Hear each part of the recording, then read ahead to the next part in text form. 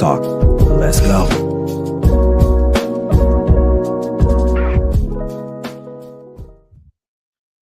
What's going on, everyone? It's me, your boy Ryan Flowers, aka Clutch Sports Talk, and welcome to another evening edition of NFL Matchups. It's week 4 around the NFL, and as usual, we have a jam-packed show tonight, man. Listen, got lots to talk about. I mean, I'm going to touch base a little bit about the great game last night for the Detroit Lions against the Baltimore Ravens. I wasn't going to talk about it originally, but there's some things that just came to my mind, and I was like, I got to talk about it a little bit.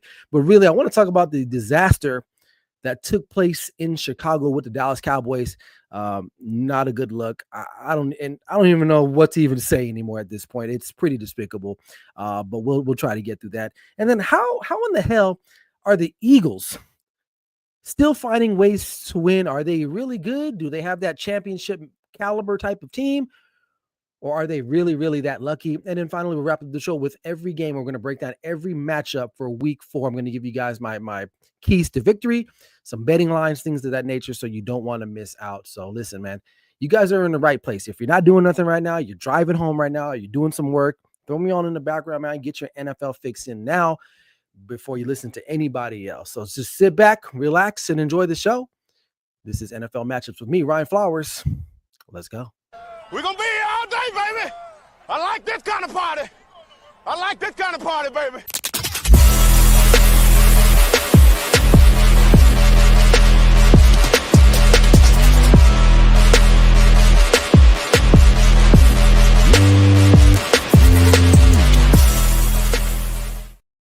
Welcome back in, man. Hope you guys are doing all right, man. On this fine Tuesday evening, I'm coming to you live from Las Vegas, Nevada, where I stay, where I reside. But I'm bringing you guys NFL Matchups, week 4 edition of this 2025-2026 season, man. Hope you guys are doing all right, man. If you're watching right now, man, drop a comment. Just say what's up, man. Hey, just let me know what you guys are thinking. React, whatever you got to do. But make sure you like, share, and subscribe as well. Really appreciate that. Also, check me out, all my social media handles down below, as well as the Grid Network. There are a bunch of other content creators that are doing their thing. Make sure you guys check us out on YouTube as we're continuing to grow on that page as we go along. But before I move forward, we got some comments already in the section. We got my guy, Bryson Carver from Carving It Up. Bryson Carver, he says, Coach Clutch, what's up, my guy? Appreciate him. This guy, man, check him out. He does a gazillion shows. But the newest one is the Saturday morning tailgate, I believe it's called, on Saturday mornings with a bunch of the other guys from the Grid Network. It's about college football, so make sure you guys check that out. It's a fantastic show, really good product that they're putting out there. So check him out on Saturday mornings, along with his Carving It Up podcast as well. I believe it's like Monday, Tuesdays, Fridays. Forgive me, Bryson, but you can drop it in the comments. But check him out. He's a young, talented individual. Make sure you guys check him out. So, all right. Before I get into the disaster, what is the Dallas Cowboys? I'm still a fan, right? Okay. But I got to talk about the Lions and that Ravens game last night. I mean, listen, I'm a Vegas guy, so I do a lot of betting and gambling. I had a 3-teamer, and I needed the Ravens to cover, and they didn't get it done. So, to hell with the Ravens. But really, shout out to the Lions. 7 sacks. Offense looked really good, moving up and down the field. Running game, Jared Goff looked good. Almost say Brown. What can I say? Ravens, I mean, the Derrick Henry fumble, that was pretty big, man. But I'm going to have to put a little bit on Lamar Jackson. I know that when you look at the stats and you're like, well, you know, I believe he had like a over 100% passer rating, but like, I don't know, man. He just didn't look right. Like, he just did not look normal. And the nerds will come in and say, well, you know, he threw for like nerd alert. Like, okay, I get that. But I'm all about like the aura. I'm all about energy. And I know stats can say one thing, but when I'm watching it with my eyeballs on the field, it felt like Lamar was holding on to that ball a lot longer than he normally would have.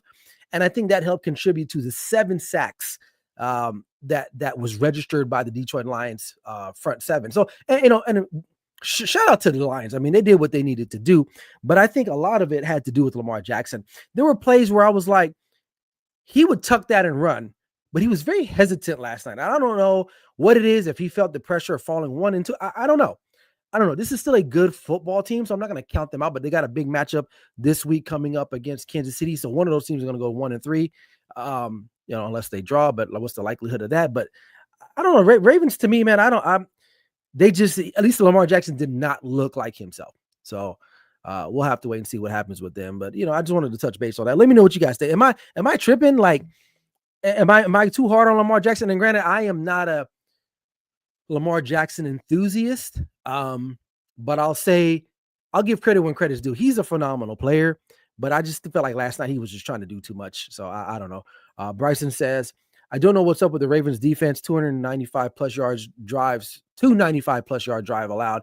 Not sure what the heck is going. Yeah, I don't know. Maybe the defense is not as. I don't. They were missing some guys. I believe I missed one of their interior linemen was gone, but still, that defense is still a vaunted defense. But are the Lions are just that for real? I don't know, man. We'll see. It's still early, but that was a winnable game.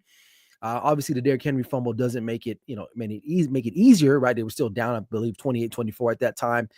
And the defense bowed up. I mean, they only allowed a field goal, if I'm not mistaken, right? So that game was still within reach. Just Lamar just couldn't get it done, especially when you're the franchise quarterback. You're the face of the league. You're the two-time MVP. That's the moment you need to elevate yourself as well as bring your team up. We saw what Josh Allen did to the Ravens a couple weeks ago. That's kind of what we were expecting. At least, I mean, not we, but me as a connoisseur of football. That's kind of what I was expecting. And not to mention I had money on the line. So thanks a lot, Ravens. You blew me about $100 something. So thanks a lot. Not betting you guys again on the money line, or excuse me, on the point spread. So, all right, but let's get into what we're really here for, is the circus, which is the Dallas Cowboys. Yes, I am a reformed Dallas Cowboys fan. I took a year off, a sabbatical last year, and I'm back for more gluttony and punishment. And that's exactly what they gave me. You trade away Micah Parsons. The defense wasn't that good to begin with. You get rid of your best defensive player, and then you go out and put out a stinker like that. I mean, they gave up 385 yards in total yards to Caleb Williams. I mean, Caleb Williams had been struggling the first two games, and then after playing this Dallas defense, you're like, damn, this guy's going to be an MVP candidate now. I mean, what else can I say? They had no answer for Caleb Williams all day long. The kid was throwing all over the field, 298 yards. Guys were wide open. Dallas Cowboys defenders falling or not in the right scheme. And the Cowboys are not generating turnovers like they used to. This defense, for whatever it was worth back in the day, a couple seasons ago, or even relatively recently, they haven't been like a great defense, but they had takeaways. They're not even doing that under Matt Eberflus. And sadly enough, from what I understand, he had made some comments around the facility saying he kind of knows this Bears team inside and out because obviously he used to coach them last year. And then that unfolded, what we saw on Sunday evening or Sunday afternoon. But this defense is terrible. I mean, the back end sucks. Obviously, you don't have any pass rushers because you got rid of your best one. And here's the thing. Well, I'm tired of hearing about this because people are like, oh, Jerry, look what you did. Listen, man. This defense was going to suck anyway. Even if Michael Parsons was there, the Bears still probably roll the Cowboys either way. So I don't want to hear anything more about like, oh, well, Jerry Jones, you did this is what you get. Like, we knew that, man. And if you really think about it, break this dichotomy down. If Jerry Jones really hates Micah Parsons, right, or doesn't want to pay him or whatever, right, in my opinion, I think he did Micah Parsons a solid by trading him to probably one of the best teams in the National Football League. If you hate a guy that much or you don't respect him, why would you trade him to one of the best teams? Right? You could have traded him to Carolina or God knows somebody, right? But they traded him to Packers, a team that's ready to win now, and then they paid him. So Micah, you feel how you want to feel, but in the end, man, you're gonna win out. Honestly, you're gonna be in a better situation than what you would be in Dallas. As simple fact as that. Now, Jerry, like I said, we can talk about it for hours. Jerry could have got more, whatever. But this defense is just not good at all, man. Period. It just flat out sucks. Matt Eberflus was not a really good head coach. He's definitely not a defensive coordinator, and he probably needs to be relieved of his duties, but it's probably not going to happen because it's the Dallas Cowboys, and they will continue to hold on to mediocrity, and that just is what it is. So I've come to terms with that. I will still support them, but I'm not going to be this fanatic like, oh, my God, this is our year, because that's ridiculous. That's, whatever. And then let's turn our attention to the offensive side of things. Very inefficient. Obviously, when CeeDee Lamb goes down, why in the hell was he running in the backfield anyway? I have no idea. But the offense was not that efficient. It really wasn't that efficient. George Pickens, where were you? He's crashing out towards the end of the game because he's an idiot and he can't catch a ball with two hands, but he can catch one with one hand. Make that make sense. I have no idea. It's really all on Dak. The running game was pretty solid. First 3 weeks, the running game has been pretty solid. But when you're getting down early in these games, you can't continue to run the football. You got to try to get back into it. So it's not Dak's fault. I'm not going to blame him. And I love Dak. I don't think he's the greatest quarterback of all time, but it's definitely not his fault. It's not all on him. The guy's going to be forced to throw 40, 50 times a game to win a game, to stay in contention because your defense can't even stop a pretty mediocre offense in Chicago at the time, right? So, not much he can do, but CeeDee Lamb's going to be out a couple weeks. Not sure what they do there.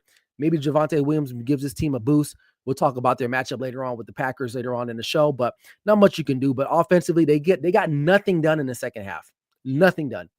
And that's a problem. So when your defense is giving up damn near everything, and I mean, listen, the Bears had like a 13, 14, 15 play drive, 9 minutes in the third quarter. What can you do? And they ran out of the 15 plays, they ran 13. They ran it 13 times, and you can't stop the run.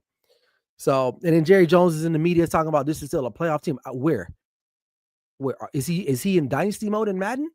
Because this team is not a playoff team. This is not a playoff team, and we all knew that. Only like the retarded people, I can't say that, but the more intellectually challenged people would say that this team had a chance to make the playoffs. They don't. I'm here to tell you that, and I'm still a fan. They don't. This is a terrible team. The roster is old. It's outdated. It feels like going into a cheap hotel where they tried to just throw some plaster on the wall and maybe put a couple different like furniture pieces in there, but it's still the same. It stinks. So we'll have to. What do they do moving forward? I don't know, man. They play a lot of zone coverage. Can you switch to man? Do you have the personnel to play man? I think Trevon Diggs is washed. DeRon Bland is still out. Not so much more you can tighten up on that. Maybe understanding or teaching these guys basic zone principles. I don't know. Where are you going to generate a pass rush? Well, there's a thing called blitzing the quarterback or blitzing. Like they should probably do that, Matt Eberflus. I'm just throwing that out there. Other than that, man, basics. I learned how to tackle again. These guys can tackle to save their life. So I don't know. I don't know what else it is to do as far as the offensive side are concerned. When they get down in the red zone, you got to score. You cannot limit yourselves to field goals. You just can't.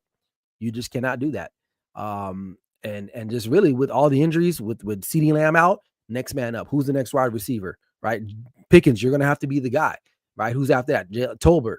Not a big fan on him, but you're going to have to step up, dude. So it is. We'll have to wait and see what happens with them. But this team sucks. This team sucks. So, all right, Bryson says, we expected Dallas defense to be bad. What I'm worried about is CeeDee Lamb being ignored, and Pickens is going to give Dak an earful each and every week. It could get ugly fast. Oh, I agree. And that's why I wasn't like big on the Pickens signing. And now people, oh my God, we got George Pickens. It's a reason why Pittsburgh just let this guy go. He's a pain in the ass. And he will be. You already see he's crashing out already. And it was his fault that pick happened. And I'm not sure he was crashing out because he's mad or he's just mad at himself, but that's the kind of guy he is. So this is the roster that they have. This is what they have assembled. And I know you have delusional Cowboys fans that are going to look at the brighter side of things, but there is no brighter side, right? I've been at this for 30 plus years, bro. And ladies, it's not getting any brighter. It's only getting gloomier and bleak every season. It gets worse and worse and worse. And as a fan, I'm just here for it. You know, at the end of the day, I'm going to talk about them, but it's not going to get any better. So yeah, it's definitely across that you don't want to bear, but I guess I'm committed, so it is what it is.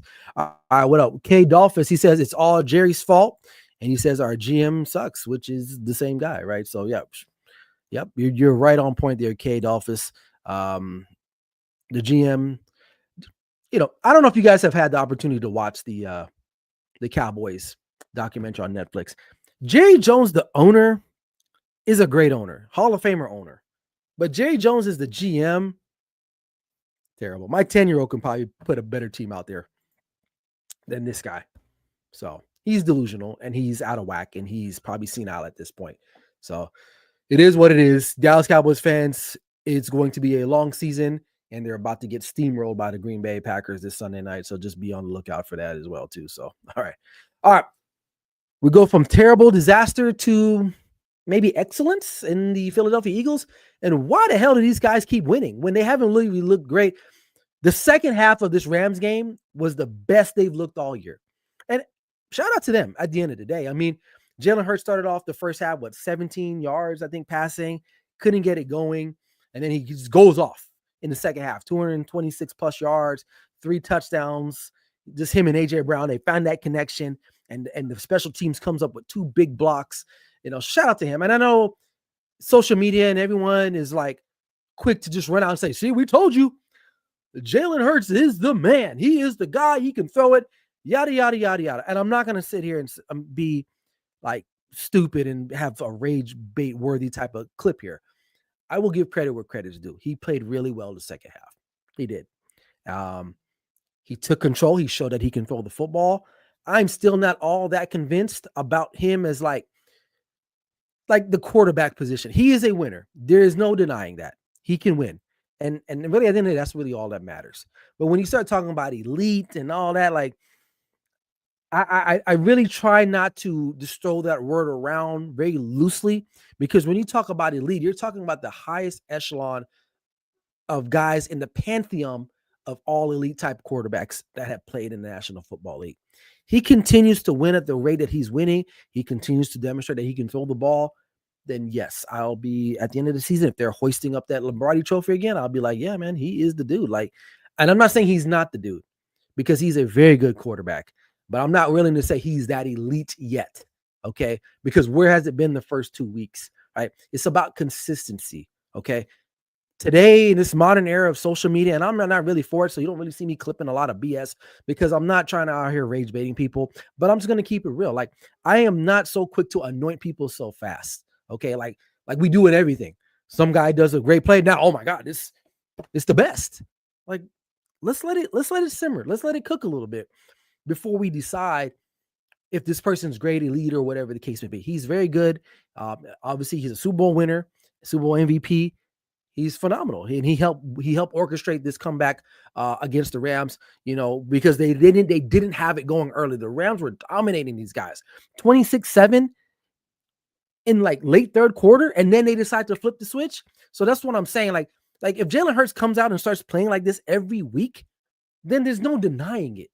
But what happens next week when they play the Buccaneers and he doesn't throw for 200 yards? You know what I'm saying? Like, elite guys are constantly doing this a lot of the times.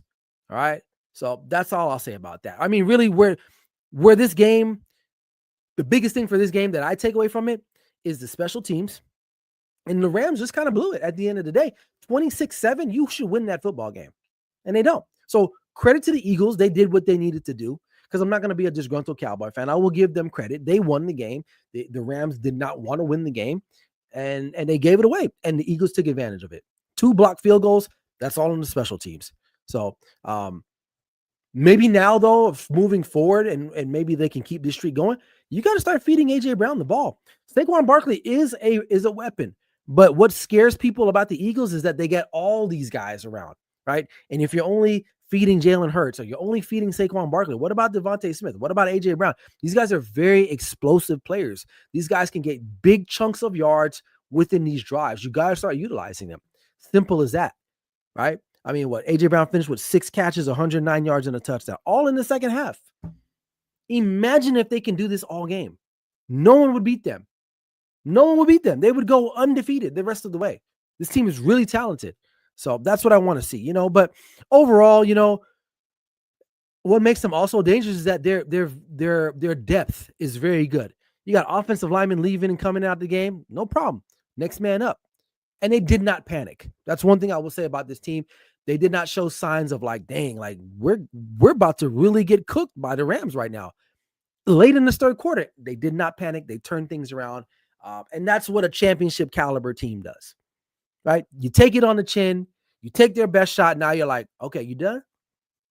All right, it's my time. And that's exactly what they did. And they responded very well. So, this culture that they've built, they have a certain type of bravado, a certain level of confidence that doesn't matter what's happening in the game. They have the guys to take over the moment, seize the moment, and get the victory. And it's almost like they feel like, impenetrable, like they're invincible. That's really what they feel like. So I bet you if you go down and ask those guys during that game, did they think they were going to lose to that game? I said more likely not. None of those guys, 100% of guys would say, no, we're not losing. We're not losing to the Rams. We're going to come back. And that's exactly what they did. And that's what makes this team dangerous. That's why I feel like they're probably going to end up going back to the Super Bowl. Because out of the other teams, I don't know if they're that mentally tough. Like I look at the Packers, I look at the Lions, really good teams, really good wins over the weekend. But, not the Packers, they lost, but great talent. But I don't know if they have the mental makeup to overcome what the Eagles are able to do. And that's what makes them dangerous in my book. Doesn't make them elite because they still kind of fumble through these games a little bit. And then in the end, they find ways to win. And sometimes that may catch up with you. It sometimes does. And when it does, it's like at the most inopportune time. So, but we'll have to keep watching them and see how they keep doing it. But they're doing it. And they're doing it, to the point where they're 3-0 at this point. So, I don't know. Well, we'll have to wait and see. That's what I like to say. So, what do you guys think? Let me know. Are the Eagles are they that unstoppable? Am I right? Am I off? I mean, I don't know. You guys let me know. It's crazy out here, man.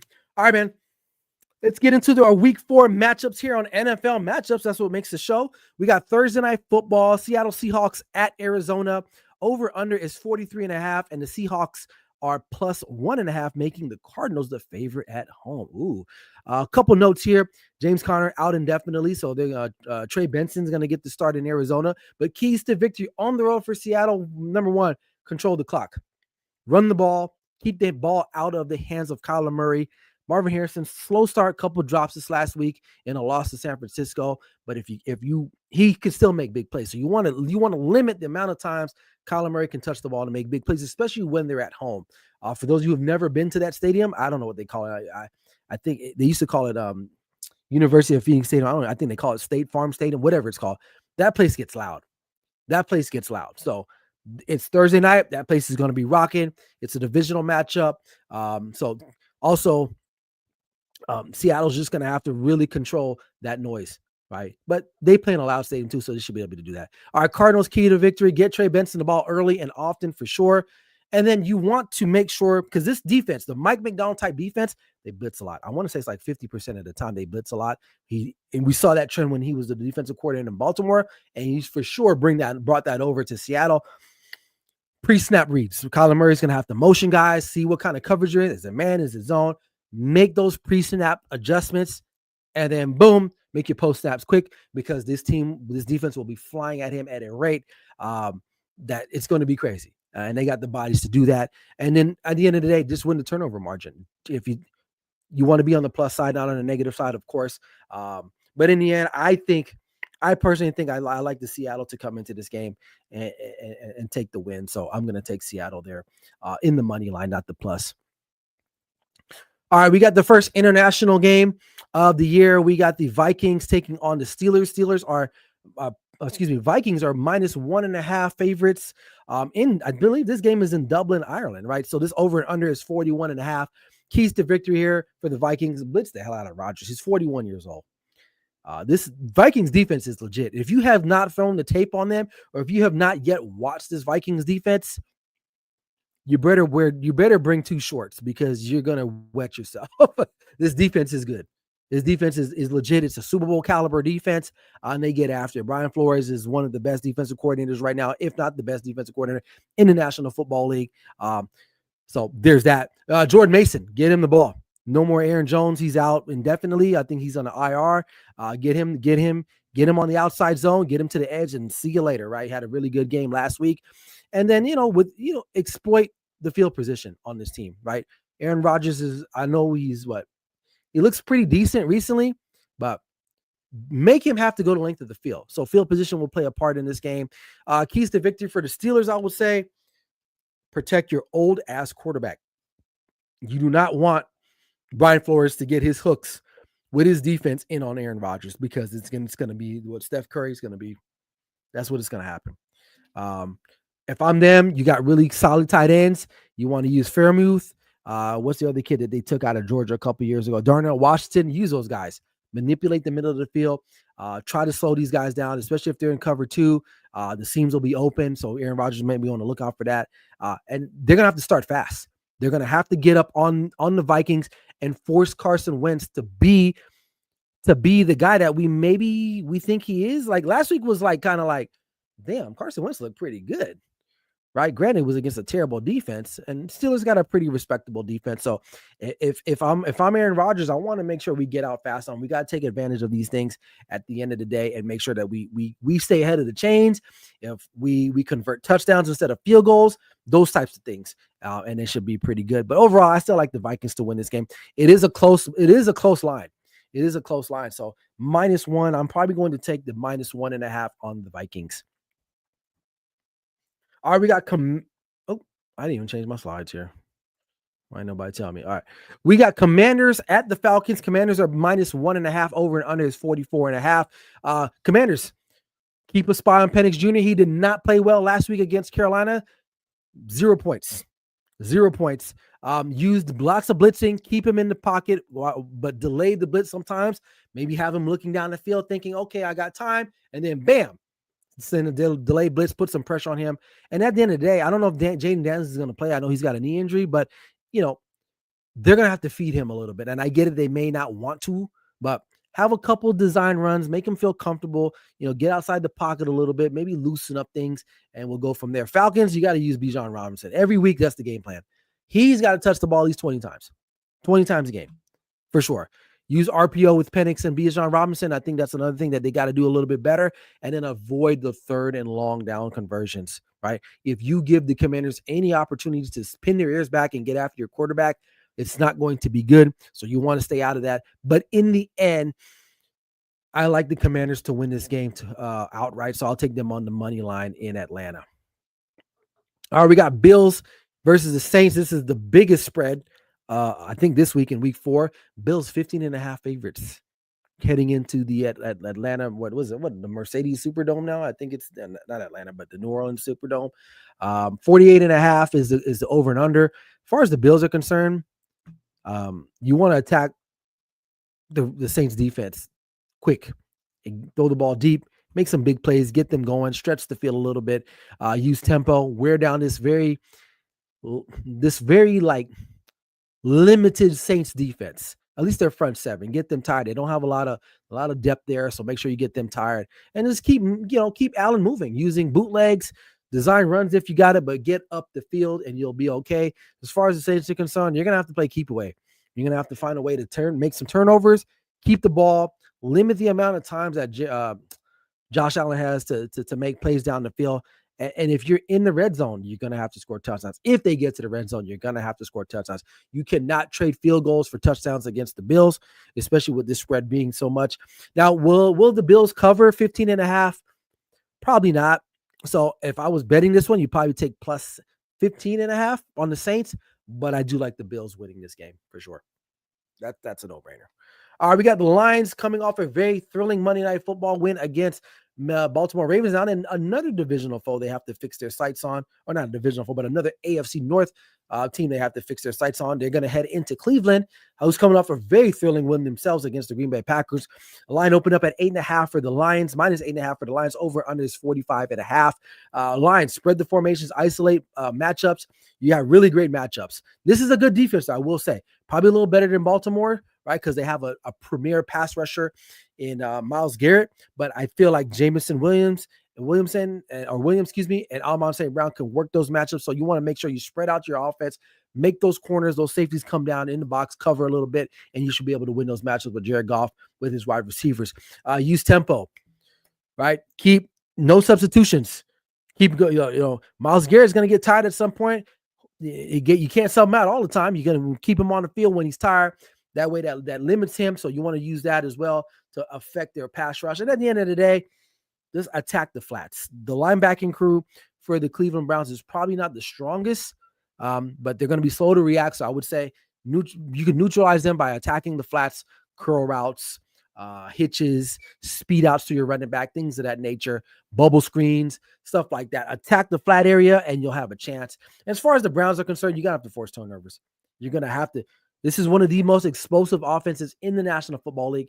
You're going to have to steal a possession or two in order to try to be in this game. And then you're going to have to run the football too as well. Control the clock and then keep Goff being uncomfortable. That's where Myles Garrett comes into play. All right. So in the end, though, I do like the Lions to win this game. I think they're kind of like Philadelphia. They're a tough-minded team too. I like their head coach, Dan Campbell. Obviously, did not make a great first impression when he first started, but you're starting to see the culture with this team. They're starting to get that confidence as well too. So I don't see them having a letdown going into Cleveland, like kind of like what the Packers did last week. I like the Lions to win this game, but I don't like the spread. But I just like them straight up on the money line. All right, you got Patriots, Panthers. Patriots 4.5 favorites against the Panthers on the road. Over and under is 44.5. Patriots, you're gonna have to run the ball with Ramondre Stevenson and hold on to the damn football. Golly, limit the turnovers. Stupid turnovers Drake May had last week. Use your tight ends. Hunter Henry had a pretty good game last week. Continue to utilize him because you really don't have great wide receivers. So you're just gonna have to utilize that and just keep Drake May clean. I'm not really that fearful of the Carolina Panthers pass rush at the end of the day. But excuse me one second. Oh, pardon me. But you're gonna have to keep him upright, making sure that he doesn't feel pressured and make stupid mistakes at the end of the day. As far as the Panthers are concerned, get after Drake May. You gotta have to get after him. And then Bryce Young, pre-motion, see what defense is going to give you on the pre-snap, and then make your adjustments to there. And then you're going to have to lean on your defense to maybe get a turnover or two, maybe a scoring touchdown or something like that. But in the end, I like the Panthers at home. I do like the Panthers at home. If you were to bet this one, maybe take the plus 4.5 just in case they do lose, because I think this is going to be a close game. But if you're going to pick the money line, I kind of like the Panthers in kind of like what is maybe a mini upset, but I do like the Panthers. Before we move on, we got a question here from my guy, Ben. He says, the question is not, the question is not if, but how many sacks does Micah get on Sunday night? Over and under, he probably get like 3. Probably get like 3, 2 or 3. I'd say 2.5. I think 2.5. I think there'll be motivation on both sides of the football. We'll get to that game. I won't give away my secrets there, Ben. But you almost got me. You almost baited me in there with the what you call it? Whatever. I digress. Anyway, all right, we got Chargers at the Giants. Jackson Dart gets the start. Chargers are -6 favorites on the road, 44.5 point spread. Look, Justin Herbert was cooking late Sunday afternoon against Denver. He should be able to do that against a very beatable Giant secondary. They're going to have to continue to use Bryce Hampton. Not Bryce Hampton. I forgot his first. Is it Bryce Hampton? No, Bryce Hampton. I'm thinking somebody else. But the running back from North Carolina, Hampton, with Najee Harris out, throw some passes to him, get him going in the game. And then they're just going to have to keep winning on third downs, converting. Good teams, championship caliber teams convert on third downs. Go back and look up the stats. Most teams that win Super Bowls or go have a deep run, they convert on third down. I know that sounds so stupid because that's the name of the game. But when you do that more often than not, you become unbeatable. Simple as that. Giants, just protect Jackson Dart, man. He may have a better showing than what people are expecting. I like the kid. I thought he was the best quarterback coming out of the draft, not Cam Ward, not Shador. I thought Jackson Dart had everything. Now, I get it. He did have some discrepancies because he never really played under center at Ole Miss, but it looks like he's been able to do that. So I do like the kid. I think it's a bad matchup for him to start against, but the good thing is that they're at home. So maybe the home crowd will get them going a little bit. I think this game may be a little bit closer than what experts think, but in the end of the day, they're going to have to run the football. You have a good running back in Tracy Jr. Like, just hand the ball off to him a little bit, right? And on defense, use your guys. I read a stat today that their defensive coordinator has not used Brian Burns, Dexter. I've got the Dexter. God, I forgot the name of their interior lineman. I forgot. I just drew a blank off or something. Dexter Lawrence, Kayvon Thibodeau, and the Abdul Carter. They have not played a lot of snaps together as a front four. It's like, why not? Like, these guys were all top draft picks. Why not? Like, I think they've only played like 15 snaps together in 3 games. Like, what the hell is going on? And I get it. I think Dexter, he's got like an elbow issue or something like that, but still, like, come on, what are we doing? So their defense is going to have to carry the Giants offense as well, but this game will be close. But I don't like the Chargers to cover, but I do like them to win on the road. All right, Eagles -2.5 at Tampa Bay. This is going to be a good game. I think this could be maybe an NFC Conference Championship game, maybe a divisional round, but these two teams will meet each other again somewhere down the line. I can foresee that. Eagles, they're going to have to start fast, period.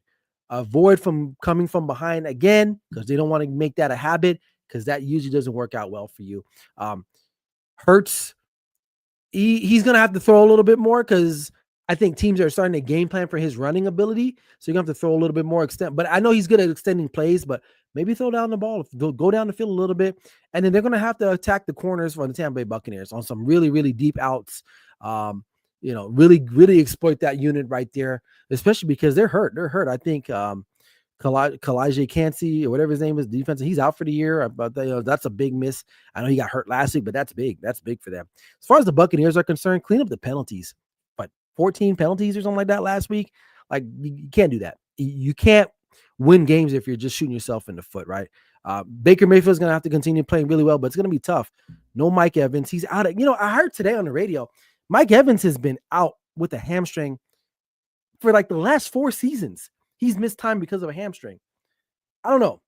Maybe he needs to get some condensed milk, rub his hamstrings like the kid in remember what was it? Little Giants with Rick Moranis on. I'm telling my age, but there was a scene where this like freakish boy moved into town and the dad was telling one of the coaches, like, yeah, I rub his muscles down with like evaporated milk or some shit like that. I don't know. But either way, they're not healthy. The bright spot though, and he was a little banged up too, but he had a really good game. Is the rookie at Ohio State, Ubeka, really good talent. But they're gonna have to find another guy. Someone else is gonna have to step up for them. But then they're gonna have to win the turnover margin at the end of the day. They're gonna have to force the Eagles into some turnovers and capitalize on that. This is a close game. But I don't know. Because my friend Ben is on the line here, I'm going to go with the Buccaneers to win this game outright. I think the luck of the Eagles runs out this week. I don't know how they do it, but I like the Buccaneers. I'm not even going off of my data. I'm just kind of going off of pure conviction of the heart because my friend Ben is a Buccaneers fan, so I know he'll be pleased to hear that. Ben, speaking of Ben, he says, also, let's see how good the Colts are against a really good team in the Rams. In LA, Colts 3 wins were against teams. Yep, 1-8 so far. Oh, yeah, I'm with you on that one. He says, unfortunately, no Mike Evans. And then in regards to the evaporated milk, Mike tried that, but no luck too. He says, I appreciate that, bro. Yeah, laugh out loud. Yeah, of course, man. All right, let's go. Texans and Titans, man. What the hell happened to CJ Stroud and the Texans? And I get it. They got some issues with the offensive line. Tank Dell is out.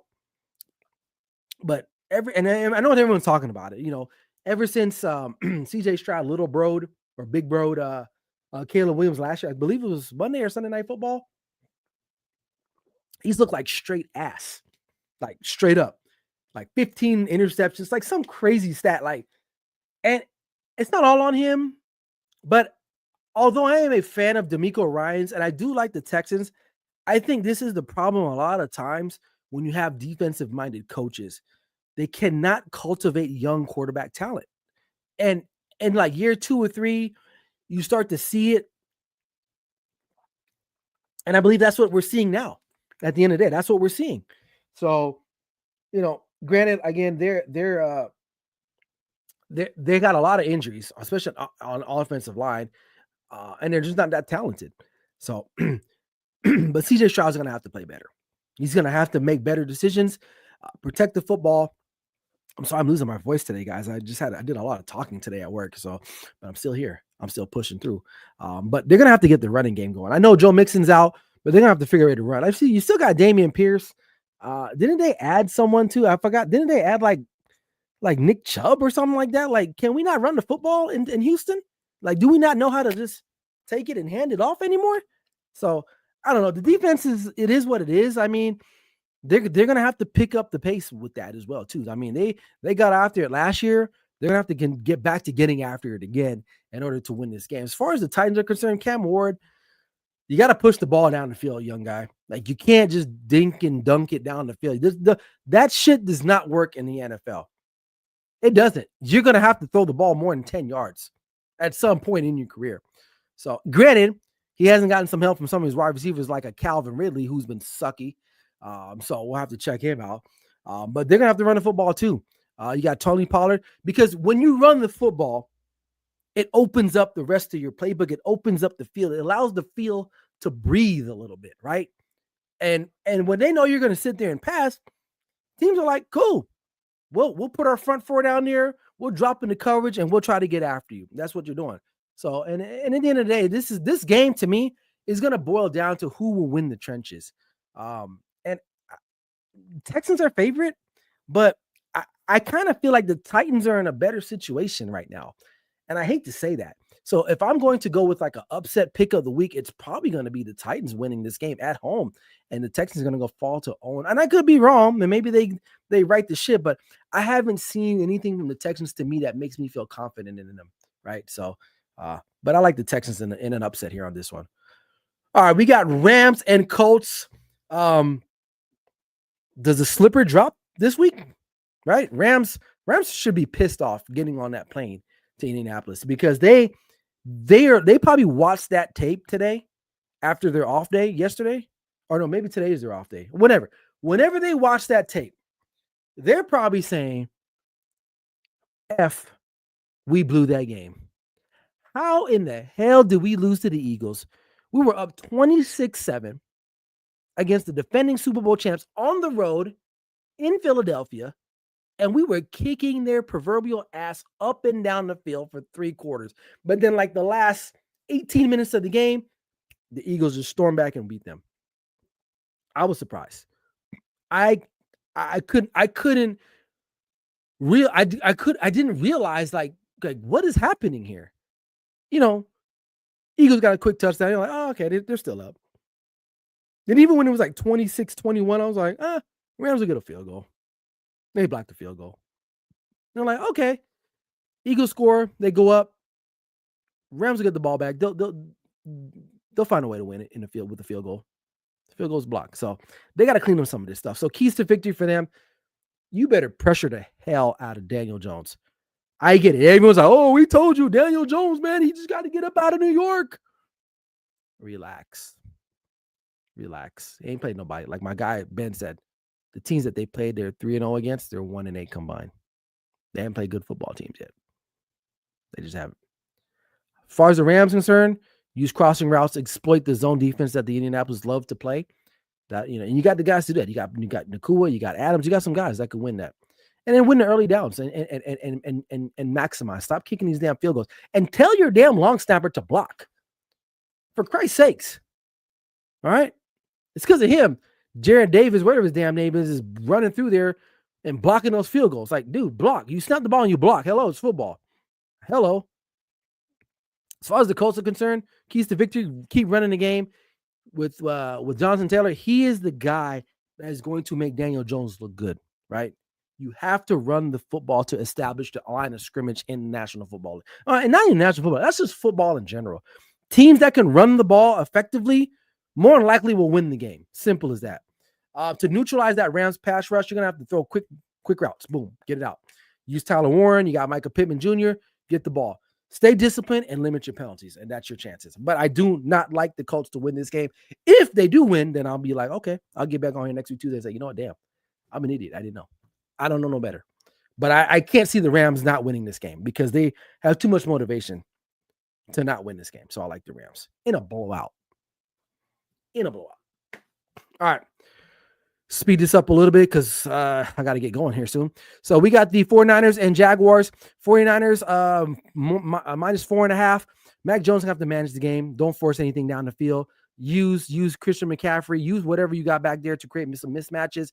Ricky Pearsall, whatever, and control the time of possession and keep Trevor Lawrence off the field. As far as the Jaguars are concerned, win in the trenches. You're going to have to win the trenches. No more Nick Bosa. He's out for the year, so that's one less edge rusher you got to worry about. And Travis Etienne is going to have to be a factor. And use up tempo because the lack of depth. This team has like 14 guys on the injured reserve. Attack that. And Mac Jones better do that. So, but in the end, I still like the 49ers to win this game at the end of the day. So I'm going to take them. All right, big matchup here. Ravens 2.5 favorites against the Chiefs in Arrowhead. Lamar Jackson is going to have to let that ball fly, man. Stop holding on to the ball. Run or pass it. Do something, but you can't sit there and take sacks. Use your tight ends to make those mismatches very credible or viable against the Kansas City. This is still a good defense, but they're going to have to make some impact plays in order to win this game. As far as the Chiefs are concerned, Patrick Mahomes, this is not the Giants you're going to be playing. It's a better defense. I don't know what they're going to have to do. Really, it's just going to be Patrick Mahomes magic at the end of the day. So I do like the Ravens to win this game on the road, and they'll improve to 2-3 or 2-2, and the Chiefs will fall to 1-3. So I'm taking the Ravens there. Bears and here in Las Vegas against the Raiders. Caleb Williams, continue to try to take your shots down the field. Be more accurate. Obviously, you will have a defense that's a little bit more formidable this week because your receivers won't be wide open, but it begs to differ if you ask Raider fans. But win the turnover margin because, Geno Smith will give you a couple of turnovers this game and you'll be okay. As far as the Raiders are concerned, Geno Smith, protect the football. Protect the football, dude. It's pretty simple. Run the football, protect the football, get the play action going, and limit the explosive plays that the Bears have from a defensive perspective, and you'll get the win. However, though, I do like the Raiders to win this game. I think the Raiders are a better defense overall than the Dallas Cowboys. They have somewhat of a better identity. I don't think the Bears are that good anyway. I thought they were frauds only because they played the Cowboys, and the Cowboys make everyone look good. So I like the Raiders in a close one. So the Raiders are plus 1.5. So I would probably take the plus 1.5 on this one if I'm betting this one. I probably will. Now that I think about it. All right, Packers, Cowboys, Sunday Night Football. Packers only 5.5 on the road. Listen, Packers start fast, get after Dak with Micah Parsons and Rashawn Gary. And that's pretty much it. Did you do that? I'm not even talking about their offense because the Cowboys defense is so terrible. Anybody can go out there and run a couple routes and score on them. So as far as the Cowboys are concerned for keys to victory, listen, if you offensively, you get in that red zone, again, you cannot settle for field goals. You have to get touchdowns in order to keep pace with this team. And honestly, protect Dak Prescott. It's going to be hard. I know Tyler Booker's out. He's down also with a sprained ankle as well, too. So not looking good for the Cowboys. I don't know if this team rebounds. I don't think they got it in them. I don't think their head coach is worth a damn either, and neither is their D coordinator. It is what it is, but the Cowboys are going to lose this game. Packers will cover this game easily at minus 5.5, so I'm rolling with the Packers. All right, Monday night, we got two games on Monday night. You got Dolphins on the road taking on the Jets. Dolphins are minus 2.5 favorites. Dolphins keys to victory. Use up tempo. You got Tyreek Hill, Jalen Waddle. Get them going, man. You run the football too, but keep these guys off balance. And Tua's gonna have to get the ball off quickly as well. And you're gonna have to feature Tyreek Hill a little bit more. I know he hasn't been like great, but he's probably your most explosive player. You're gonna have to feature him.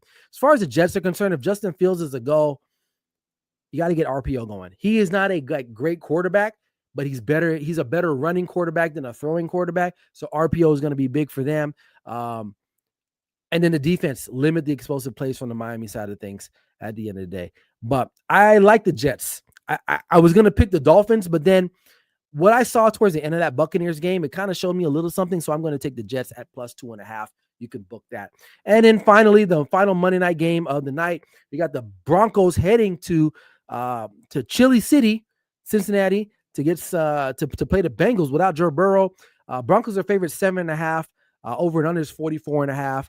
As far as the Broncos dominate the trenches, this Jake Browning, I know a lot of people were giving him a lot of credit going into the game on Sunday. Oh my God, he looked great, and last year he almost led this team to the playoffs. Listen, it's Jake Browning. He's a backup quarterback. Let's just be real. All right. Bo Nix managed the game, man. You don't have to go out there and win the game on the first drive. Don't force anything. Be smart. Play smart. Just turnover free, complimentary football, and you'll be all right. And then as far as the defense is concerned, just get after Jake Browning like the Vikings did, and you should be all right. As far as the Bengals are concerned, listen, protect your quarterback. Keep him upright. Use quick game to kind of like neutralize the defense of the Denver Broncos and win third downs. Win on third downs, and you guys should be all right. But in the end, I do like the Broncos, although I'm not like this is going to be a closer game than what I think. So I'm going to take the Broncos, but I'm not really like a fan of both teams right now because the Broncos to me haven't really shown me nothing yet. I think there's a lot of window dressing around them. I don't think Bo Nix is all that great either, but I think they have a better defense than the Bengals, and that's the only reason why I'm going to take them. So there you have it. So All right, man. 50 minutes. Got through everything that I needed to get through, man. I appreciate you guys for stopping by this evening, man. It's always a great pleasure to bring you guys NFL matchups. A lot of work goes into this show, man. So I appreciate every comment, every like, every share that you guys get, man. I appreciate you guys like Ben coming in, my boy Bryson, K Dolphins, whoever you are. Shout out to you guys, man. I appreciate you guys for making me a part of your day or part of your evening. So I will be back next week, Tuesday, as usual, right here on YouTube, Instagram, and Facebook Live. You guys don't want to miss out. Make sure you like and subscribe to the channel. Social media handles are down there below, man. And just, hey, have a wonderful rest of your week and enjoy the rest of football that we got starting with Thursday Night Football against, who was playing? Seattle and the 49ers. So that's all I got. I'm your host, Ryan Flowers, a.k.a. Clutch Sports Talk. This is another edition of NFL Matchups in the books. Like I always say, never settle until the work is done. We'll see you guys next week. Peace.